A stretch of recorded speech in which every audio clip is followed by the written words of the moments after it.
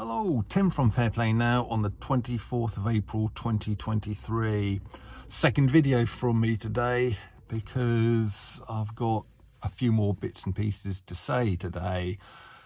Now, under the video I did a couple of days ago about the National Emergency Alert Test, I've noticed a couple of comments saying things along the lines of these alerts are actually a good thing, not a bad thing, as you're implying.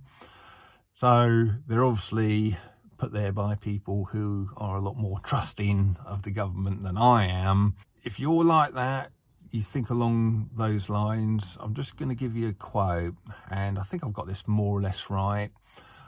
But the quote goes, "The most terrifying words you'll ever hear is, 'I'm from the government and I'm here to help you.'" Now, you might think that is from someone like me, some crazy conspiracy nut, but what if I told you that it was actually ex-president of the United States, Ronald Reagan, who said that? And if an ex-president is coming out with that kind of thing, basically he's saying there, you know, maybe you shouldn't trust the government as much as you do. If he's saying that, there must be something in this. There must be something about the government that you shouldn't be trusting. There's far too many people who trust the government 100%, or at least a lot. And although this channel's not really about me preaching to you, if there's just one thing I could impart to viewers, and if I could just flip the thinking around for, even if it's just a few dozen, maybe 100 or two viewers during however long this channel lasts, the lesson I would teach is, don't trust the government, don't trust the mainstream media or the mainstream narrative. It's really, none of it is what you think it is, and you're way better off flipping your thinking around and just not trusting them until there's reason to trust them, rather than the other way around. Now, I'm going to recommend a book to you, and I've recommended this before, but newer subscribers probably wouldn't have seen that. But there's a book by a guy called Fergus O'Connor Greenwood called 180 Degrees, Unlearning the Lies You Were Taught to Believe, or I think I've got that right. But I'll leave a link to where you can get the book in the description box below anyway. And like I said in other videos, I'm not earning any kind of commission out of recommending this book, so it's just there for you to buy. But if you do buy it and read it, it's a big book, it's a big read, but it's quite an easy read. And I managed to read 100 pages just yesterday, so you know, it's quite a quick, easy read really, although there's a lot of it. But if you read it, it will change your perspective on how things work completely. So you might be frightened, you might think, oh blimey, do I really want to read this book? But you know, if you're at all curious, or you just want to know how you know, these things really work, how things in life really work as far as the government's concerned, etc., you need to read it. And I'll just give you a little excerpt from the book. I'll do this a little bit later on when I'm indoors in my comfy armchair, but I'll just kind of introduce it here. But Fergus puts down 10 points on how you can spot a false flag operation. Now, what do I mean by a false flag? Well, first of all, this is one of the main things that will really open your eyes as to what our governments are really about. And I'm not just talking about the UK government, but a lot of other governments around the world as well, and how the powers that shouldn't be work.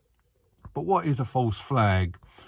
Well, the term comes from the old sailing ship days, when if one ship wanted to attack another, what they'd do is put up the same flag as the ship to be attacked, so they could get up nice, really close without arousing suspicion, and then at the last minute, when the other side would have no time to react, they'd take that flag down, run up their real flag, and then carry out their attack, and they would stand quite a good chance of winning, because it'd basically be pretty much a surprise attack.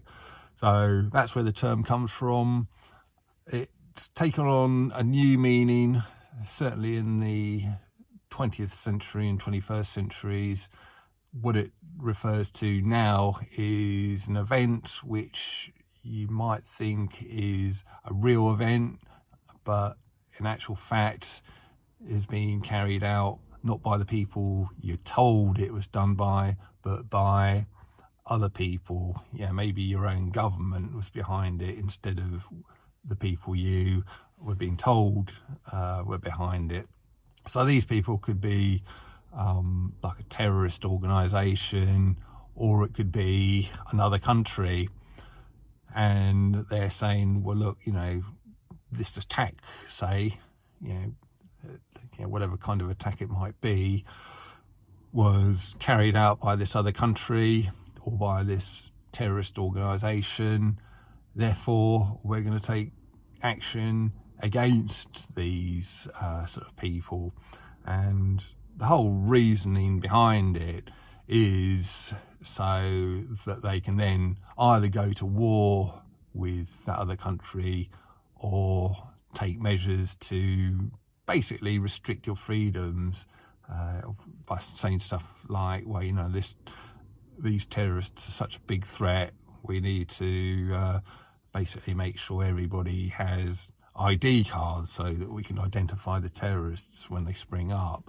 But in reality, far from it being these other countries and these terrorist organisations, it is actually your own government that has done, you know, who are behind these attacks, and they did the attack in a false flag operation. And then when they get the outraged population screaming, you know, why aren't you sort of doing something, the government can then turn around and say, well, actually, we are going to do something, but that something is something they wanted to do all along, and they kind of did this false flag attack to justify it. So that is basically what a false flag operation is.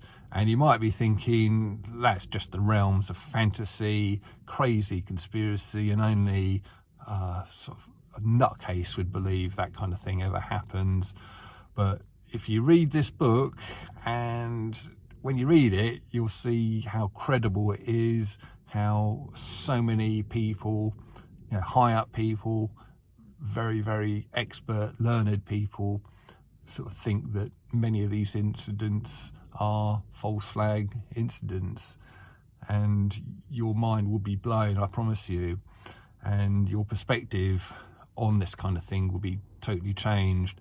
But I'm just going to give you a little bit of a snippet, and these 10 points, which I'll read out in a minute when I'm sort of indoors, basically are 10 points on how you can spot how a major incident isn't all it seems and is in all probability a false flag operation by your own government or whoever. So this is the book I'm talking about, and yeah, it's a big one, isn't it? But it is such a good read, and I'm just going to run through these points. It's actually 20 points. I think I said there's 10 of them a minute ago, but 20 points on how you can spot if something is a false flag operation rather than what the mainstream is actually telling you it is. Now, let's just run through them. So, number one, drills occur that mimic the actual situation, often on the same day even. So, very often with these things, you'll find out that the actual attack, whatever it might be, they were actually doing manoeuvres to combat such an attack very, very close to when the actual attack happened. And it's incredible how often that happens. Number 2, a passport or ID of the perpetrator is found at the scene. That seems to happen a lot. 3, CCTV that could have recorded a lot about the incident just so happens not to be working at that particular point. That happens a lot as well. Prescience or foreknowledge of the event. So you happen to get people who seem to know a few days, few weeks, or even years ahead that such a thing might happen. That happens a lot as well. Number 5, evidence of multiple shooters, not just a lone wolf or patsy as claimed. Number 6, eyewitness accounts conflict with the official story. 7, video photo evidence doesn't fit the narrative. 8, images have been tampered with. 9, immediate responsibility for the act assigned via a prepared narrative. So a lot of the time with these things, they seem to know who's behind it very, very, very quickly, don't they?